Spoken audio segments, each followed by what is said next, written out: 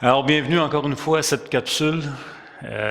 Aujourd'hui, le thème de cette capsule, c'est le 9e commandement, que vous connaissez tous sûrement, et qui s'intitule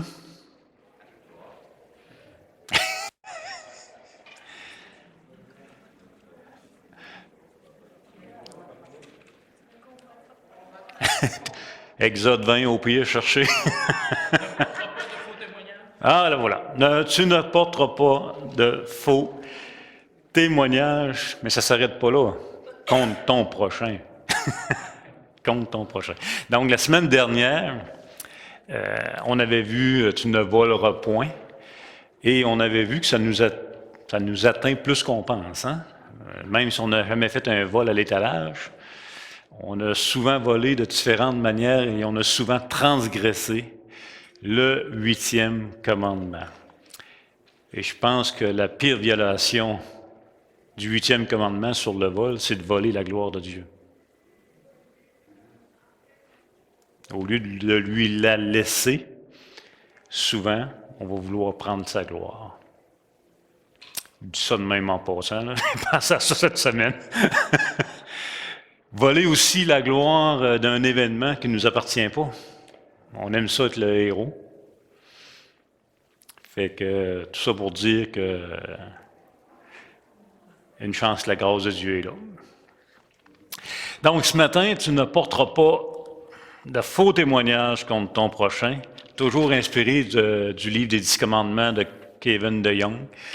Donc, on a un exemple vraiment flagrant dans les Écritures sur les faux témoignages. On en a, là. Je suis sûr que si vous y pensez, il y en a rapidement qui va venir à votre esprit. On va voir dans 1 Roi 21, je vais vous résumer un petit peu, mais 1 Roi, le chapitre 21. On a Akab, le roi de Samarie. Et puis lui, il est prospère, il a un beau palais. Et voisin de sa maison, il y a Naboth, qui lui a une vigne. Et puis la vigne, c'est l'héritage de ses pères. Et un jour, Akab, en passant, il y a plein d'autres vignes, hein? Mais probablement qu'il était paresseux un petit peu, je ne le sais pas. Il veut celle-là qui est à côté de chez eux, pour se faire un jardin. Fait qu'il va voir Naboth pour lui demander d'acheter sa vigne, ou échanger sa vigne contre un autre meilleur. Et Naboth va refuser, puis il va même dire loin de moi la pensée de te donner l'héritage de mes pères, etc. Fait qu'il refuse. Et notre ami Akab est tout triste. Il est couché, le visage de travers. Mais il y a une femme qui se demande pourquoi il est triste de même. Fait qu'il explique ça. J'ai demandé pour acheter la vigne, puis Naboth ne veut pas. Fait que là, elle a dit, oh, t'es le roi ici, attends un petit peu, on va t'organiser ça. Moi, te la donner ta vigne, moi. Publie un jeûne, envoie un jeûne, scelle une convocation. Elle organise tout ça, puis elle demande que Naboth soit en avant, puis etc. Fait qu'elle trouve 2 hommes méchants qui vont porter un faux témoignage devant toute l'assemblée sur Naboth. Un faux témoignage. Et quand c'est le temps, ces 2 hommes méchants-là se lèvent et accusent Naboth d'avoir maudit le roi. Et sur le champ, Naboth va être lapidé à mort. 2 témoins. Quelques versets plus loin, on voit que ça a déplu l'Éternel et il envoyait Élie. Et Élie va annoncer le jugement sur le roi qui va mourir lui aussi pour avoir transgressé le 9e commandement. C'est pas rien, vous allez me dire, mais pour chaque commandement qu'on a vu à date, là, puis ça, M. DeYoung le soulève dans son livre, là, si vous ne l'avez pas, il y a des exemples frappants dans les Écritures sur chaque commandement d'une transgression, et ça finit toujours par une conséquence qui est la mort. Donc, le 9e commandement, on le connaît très bien par « tu ne mentiras point ». Hein? Peut-être que vous l'avez mémorisé de même dans votre jeunesse, ou que vous l'avez vu comme chez nous sur le frigidaire. Maman avait un résumé des 10 commandements à mentir avec un amant sur le frigidaire. Fait que, tu ne mentiras point. C'est vrai, tu ne mentiras point, ça résume bien le 9e commandement. Par contre, l'emphase du 9e commandement, si tu ne porteras pas de faux témoignages contre ton prochain, l'emphase est vraiment tribunal. C'est plus que tu ne mentiras point, c'est un contexte de justice. Tu ne porteras point de faux témoignages. Et dans l'Antiquité et dans les Écritures, c'est vraiment 2 témoins. C'est vraiment 2 témoins. Deutéronome 17, verset 6 dit « Celui qui mérite la mort sera exécuté sur la déposition de 2 ou 3 témoins. Il ne sera pas exécuté sur la déposition d'un seul témoin. » C'est l'emphase du 9e commandement, des témoins. Tu sais, aujourd'hui, la justice, ça fonctionne encore avec des témoins. On appelle des témoins à la cour pour dire ce qu'ils ont vu, par exemple. Mais tu sais, aujourd'hui, c'est beaucoup plus que ça. Là. Tout le monde a un cellulaire. Et en quelques secondes, il y a des milliers et des milliers de témoins. Il y a l'ADN, qui n'existait pas à l'époque. Des caméras partout dans les rues. Donc, bref. Mais tout ça pour dire que le 9e commandement, que ce soit aujourd'hui ou dans l'Antiquité, met l'emphase sur un contexte de justice, de porter des faux témoignages. Même dans le Nouveau Testament, on va dire, ne reçoit pas d'accusation contre un ancien, si ce n'est sur la déposition de 2 ou de 3 témoins dans un contexte de discipline, encore une fois. Donc, la pire violation qu'on pourrait commettre contre le 9e commandement, ce serait celui d'aller devant un juge à la cour et de porter un faux témoignage, d'accuser quelqu'un de fausseté qui pourrait, par conséquence, mettre sa vie en danger. Ça serait le bout de la violation, je ne dirais pas l'autre mot, mais le bout de la violation du 9e commandement. Porter un faux témoignage devant un juge. Avez-vous déjà fait ça? Devant un juge? Non? OK, phew! Mais si je vous ramène ça autrement, si on se rappelle que Dieu est un juge, ça va moins bien. Et si on se rappelle qu'il est partout, qu'il entend tout et qu'il voit tout, ça change la donne un petit peu. Hein? D'ailleurs, le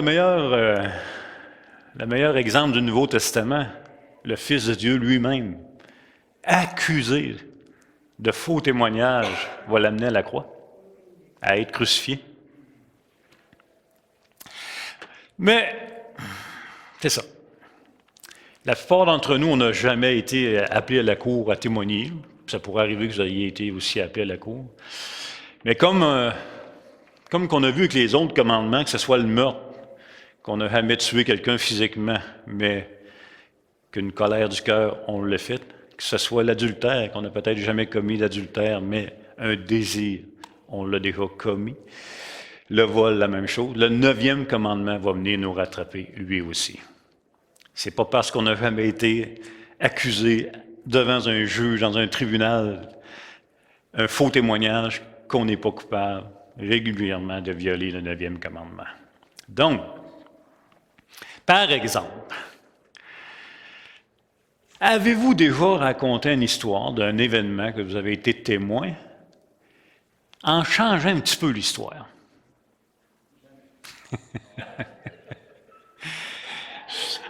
Par exemple, je ne sais pas, moi, vous avez eu une petite altercation avec quelqu'un, et là, vous racontez, vous témoignez de cette altercation-là, mais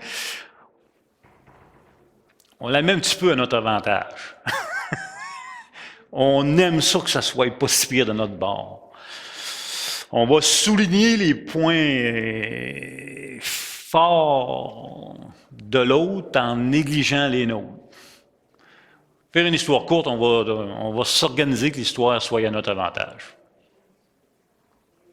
On est des ingénieux au mal là-dedans. Ça va arriver souvent qu'il va y avoir, par exemple, dans une entreprise, il va y avoir une chicane entre 2 employés qui méritent qu'on intervienne en tant que patron. Et c'est toujours phénoménal. Toujours, toujours, je vous le dis, là, c'est phénoménal. Tu rencontres une personne, il te raconte l'histoire, les faits, tu dis que ta barouette, c'est la faute de l'autre. On va rencontrer l'autre. Tu rencontres l'autre personne, il rencontre l'histoire, les faits, ta barouette, c'est la faute de l'autre. Hey, c'est la même histoire, là. C'est la même histoire.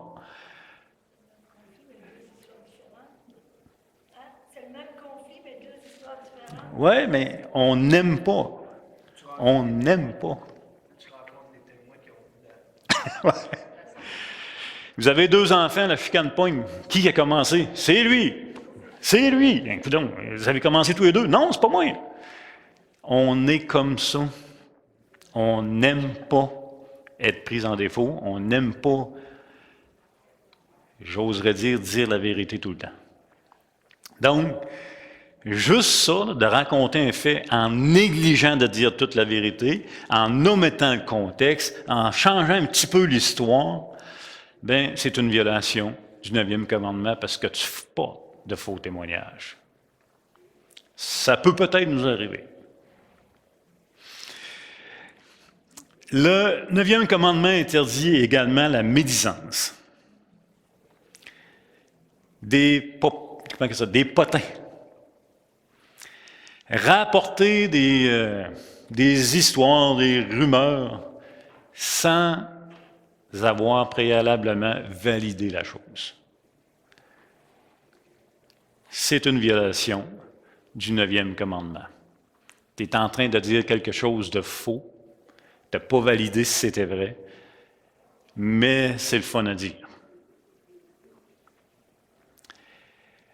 C'est une violation du 9e commandement. Et là, vous allez me dire, ouais, mais des fois, c'est vrai. C'est vrai que ça peut être vrai. En passant, vous pouvez être témoin, vous pouvez raconter un fait qui est un vrai fait. Mais je vous dirais là-dessus, faisons donc attention. C'est-tu parce que c'est vrai que c'est utile de le dire? Tout m'est permis, mais tout n'est pas utile. C'est-tu parce que c'est vrai que ça a une plus-value? C'est-tu parce que c'est vrai que tout le monde doit le savoir dans l'Église? Pas nécessairement. Fait que faisons attention à la médisance. De toute façon, que ce soit vrai ou pas vrai, ça brise l'unité. Fait que faisons attention. Il y a des temps pour dire les choses en passant. Vous êtes témoin d'un meurtre, là. Dites pas, on n'en parlera pas. Proverbe 18:8 nous rappelle que les paroles du rapporteur sont comme des friandises. Le temps des fêtes arrive, là, vous allez en voir plein ces tables, des friandises. C'est-tu plus le fun d'en prendre ou d'en offrir? C'est plaisant.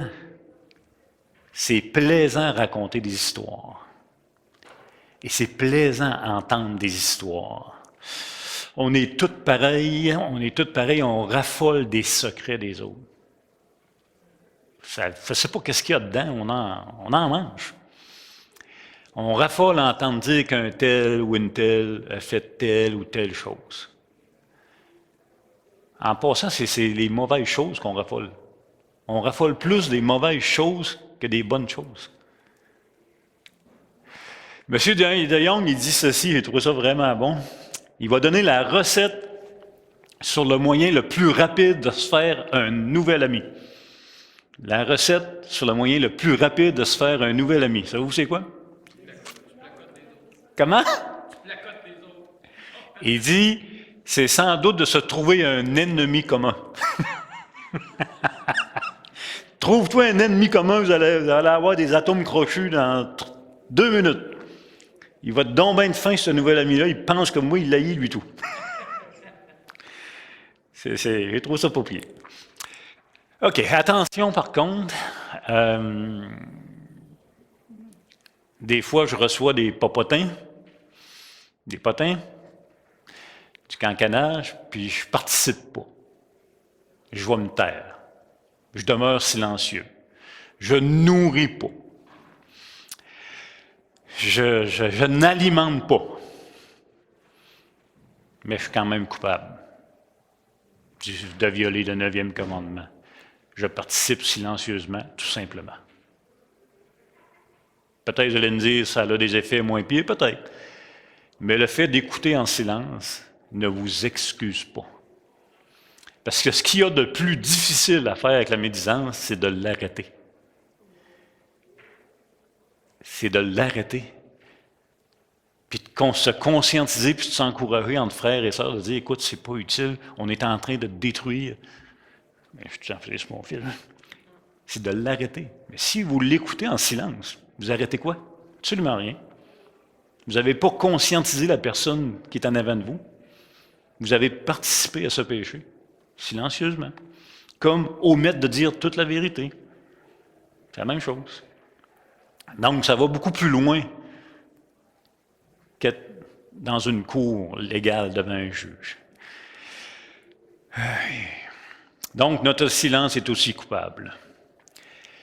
Ensuite, on a la calomnie qui est différente un peu de la médisance. Ça va encore plus loin. La calomnie, c'est vraiment de vouloir détruire volontairement avec des mensonges quelqu'un.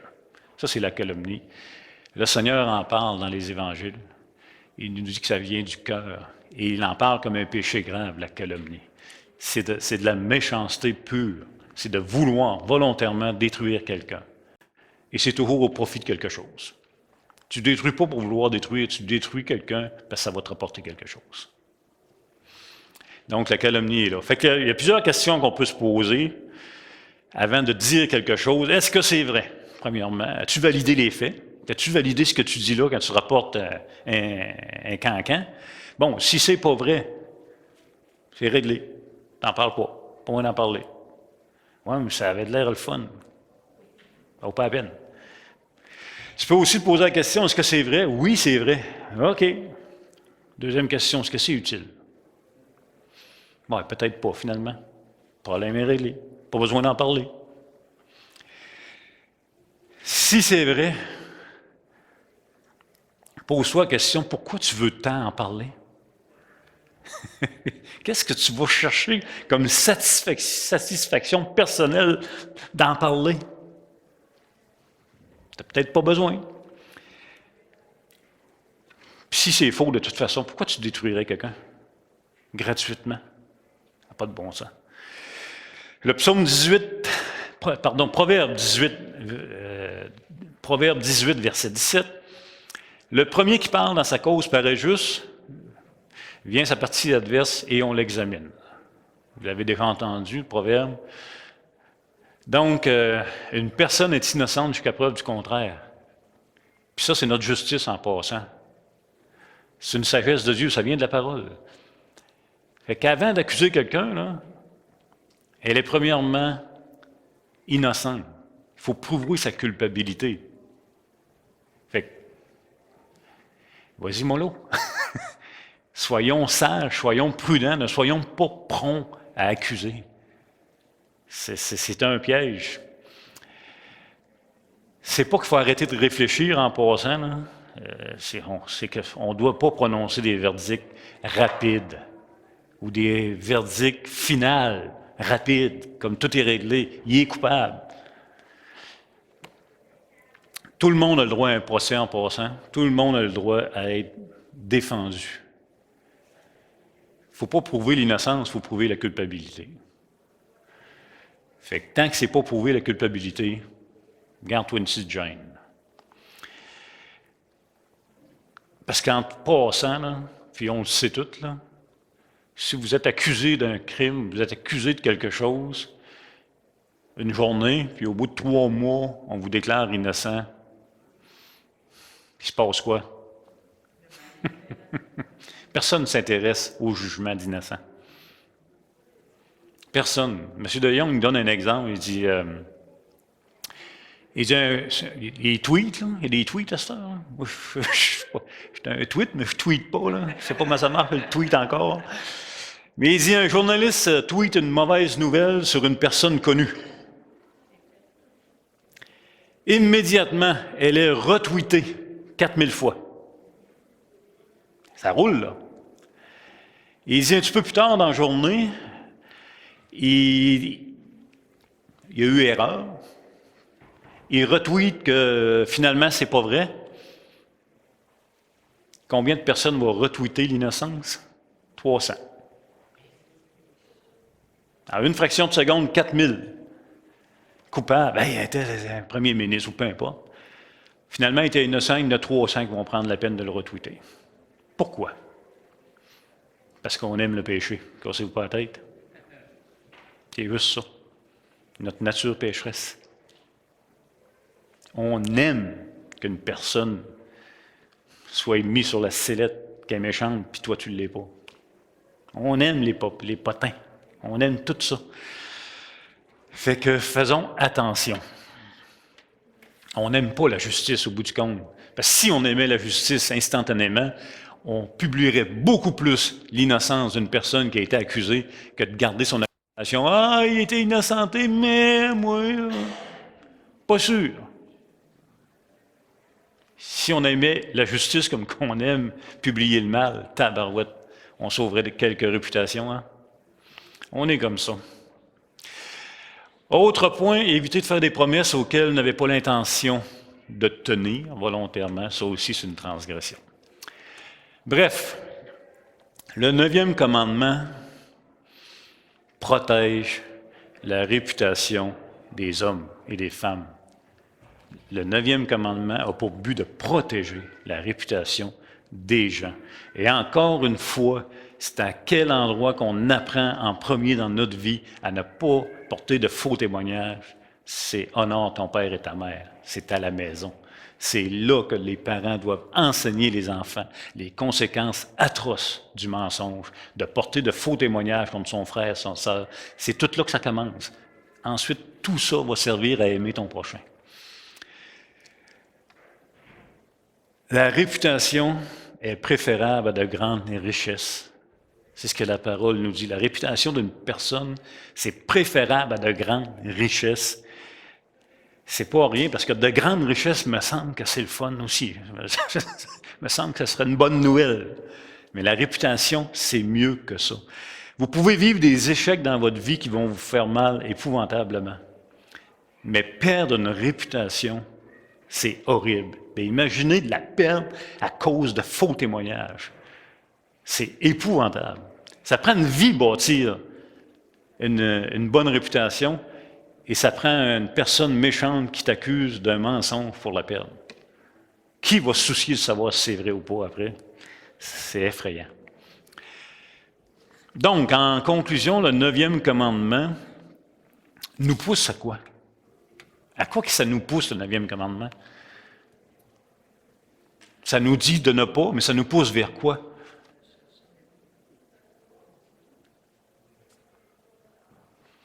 Ça vous pousse à aimer quoi? La vérité.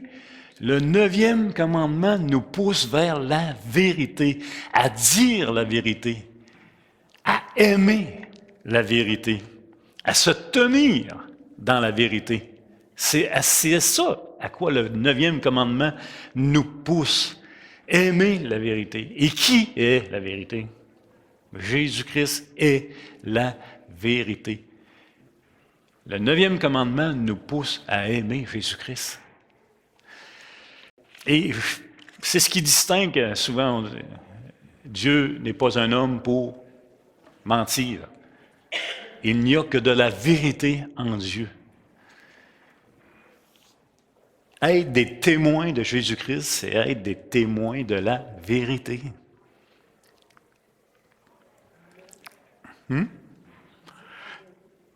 Donc, le 9e commandement, c'est plus que de ne pas mentir, de ne pas détruire. C'est se détourner de ce péché pour se tourner vers la vérité, aimer la vérité, se tenir dans la vérité. Dire et se tenir dans la vérité, c'est l'œuvre de Dieu. C'est l'œuvre de Dieu par extension. Il est la vérité. Proclamer la vérité, c'est l'œuvre de Dieu. Et inversement, proclamer le mensonge, c'est l'œuvre de qui? Disons-le. C'est l'œuvre du diable. Il est le père du mensonge. Il est le père du mensonge. Participez à tout ce qui est mensonger. tous les potins détruire, c'est l'œuvre du diable. Genèse, chapitre 3. En passant, il le fait subtilement, comme nous, aujourd'hui, on va le faire subtilement quand on raconte une histoire à notre avantage. Il a pris la vérité et à peine tordu le sens un petit peu pour Ève. Il se passe quoi après la chute en passant? Ève et Adam, est-ce qu'ils ont été capables de raconter l'histoire exacte? Eh non! Eh non, ils ont trouvé des coupables. Ils ont été encore une fois, c'est nous ça. C'est ça la nature pécheresse, séparée de Dieu. Ils n'ont pas été capables de dire devant Dieu, j'ai pas cru à ta parole, j'ai transgressé ton commandement. Non, non, non, non, non. Ils ont trouvé des coupables, puis une façon d'atténuer leur histoire. C'est la femme, c'est le serpent, c'est le contexte. Tout sauf toi. On est là. Donc, le diable va toujours continuer en passant à nous accuser devant Dieu de vérité sur nous. Le diable n'a pas de temps à perdre à accuser nous devant Dieu de choses qu'on n'a pas faites.